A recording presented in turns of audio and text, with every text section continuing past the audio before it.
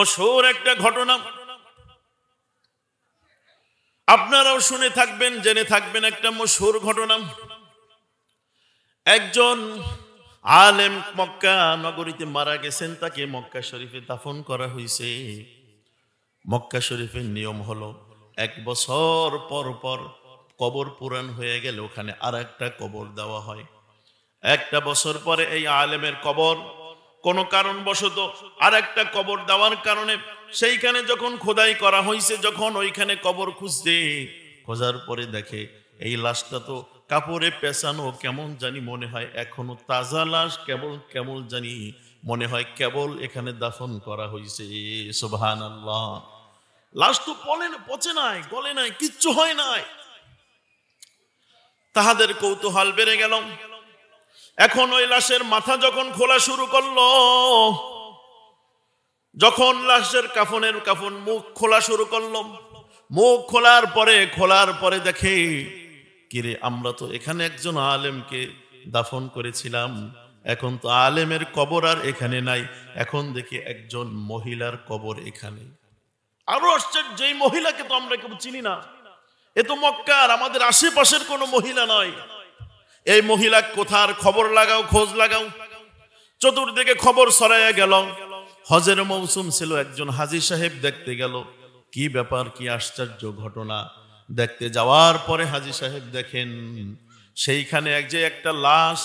এই লাশ তো মক্কা নগরীর কোনো মুসলমানের লাশ না, এই লাশ তো কোনো মুসলমানের মক্কার লাশ না, বরং একটা ফ্রান্সের একটা মহিলার লাশ। সুবহানাল্লাহ। এই মুসলমানটা ছিল ইহুদি, এই মহিলাটা ছিল ইহুদি।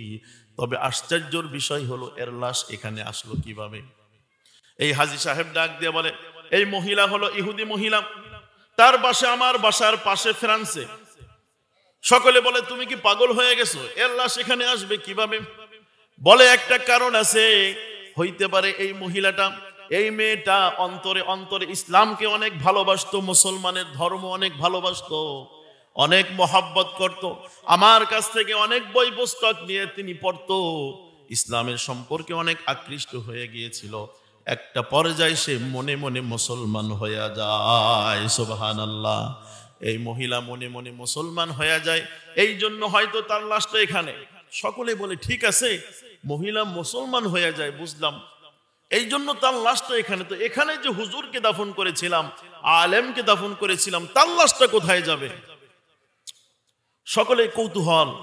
হাজী সাহেবকে বলছে, ঠিক আছে, তুমি যখন হজ শেষ করে তোমার দেশে যাবা, তোমার দেশে যাওয়ার পরে এই মহিলার কবরটা একটু খুঁজে দেখবা, খোদাই করে দেখবা এই কবরে মহিলার লাশটা আছে কিনা।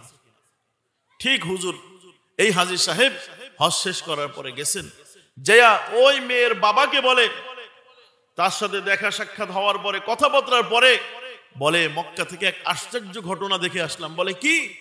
বলে, তোমার মেয়ে না এখানে মারা গিয়েছিল, এখানে দাফন করেছিলা, কিন্তু তার লাশটা আমি মক্কাতুল মুকাররমায় মুসলমানের কবরে দেখেছি। সুবহানাল্লাহ। বাবা বলে, কিভাবে সম্ভব? বলে, সম্ভব, কারণ তোমার মেয়ে মনে মনে ইসলামকে ভালোবাসতো, একটা পর্যায়ে সে মনে মনে মুসলমান হয়েছিল, প্রকাশ করে নাই। তার বাবা বলে, ঠিক আছে, তার কবরটা তাহলে খোদাই করে দেখো। কবরটা খোদাই করা হলো, কবরটা খুঁজে দেখে সেই কবরে তার মেয়ের লাশ নাই, বরং সেই কবরে ওই হুজুরের লাশ। সকলে আশ্চর্য, হুজুরের লাশ এখানে আসবে কেন?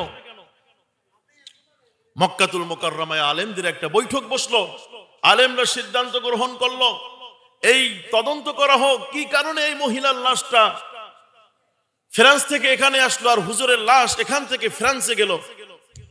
এই তদন্ত করতে করতে হুজুরের স্ত্রীর কাছে গেল। যাওয়ার পরে হুজুরের স্ত্রীকে জিজ্ঞাসা করে, কি ব্যাপার, তোমার স্বামীর লাশটা ওখানে কেন? তোমার স্বামী কোনো বদ আমল করেছে কিনা আমাদেরকে জানাও। স্ত্রী বলে, না, আমার স্বামী তেমন কোনো বদ আমল করে নাই। সকলে বলে, ভালো করে বুঝে শুনে বলো, কারণ তা না হলে তো এমনটা হওয়ার কথা না। স্ত্রী এবার বলে, স্বামীর সব আমল ঠিক ছিল, তাহাজ্জুদ পড়তো, নামাজ পড়তো, মানুষকে দিনের দাওয়াত দিত, কোন কাজের ভিতরে কমতি ছিল না। তবে সে আমার সাথে রাত্রে থাকার পরে ফজরের নামাজের সময় শীতের ভিতরে যখন উঠতো তখন বলতো এইখানে ইহুদিদের ধর্মটা, খ্রিস্টানদের ধর্মটা অনেক ভালো লাগে আমার কাছে, কারণ ওদের তো এখানে গোসল করা লাগে না, ওদের তো সকালে ঠান্ডা পানি দিয়ে গোসল করা লাগে না, এইটা আমার কাছে বড় ভালো লাগে। আমি আমার স্বামীকে অনেকবার নিষেধ করেছি, শোনে নাই, আমার মনে হয় এই কারণেই এমনটা হবে।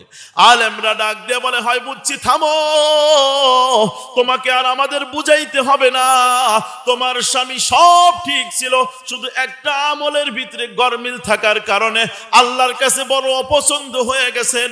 আর সেই জন্যই আল্লাহর নবী তো ঘোষণা দিয়েছেন, আলমার উমা আমান আহাব্বা, দুনিয়াতে যার সাথে যার মহব্বত হবে হাসর তার সাথে হবে। তোমার স্বামীর মহব্বত ছিল হিন্দুদের, এই খ্রিস্টানদের একটা আমলের উপরে, সেই জন্য আল্লাহ তার হাসর খ্রিস্টানদের সাথে বানায়া দিছে। নাউজুবিল্লাহ। তাহলে চিন্তা করেন, মুসলমান একটা আমল, তাও তিনি সবই করত, শুধু মনে মনে একটু ঘৃণা করত, মনে মনে একটু ওইটাকে ভালোবাসতো। আল্লাহ সেটাকে বরদাস্ত করেন নাই, পছন্দ করেন নাই। আল্লাহ পছন্দ করেন নাই, তার মৃত্যুর পরে তার লাশ চলে গেছে ওইখানে। যুবক, তাহলে তুমি চিন্তা করো যুবক, তুমি আমি কত হিন্দু, ইহুদি, খ্রিস্টান, বৌদ্ধদের সংস্কৃতি পালন করি, তোমার আমার মৃত্যুর পরে অবস্থা কি হবে?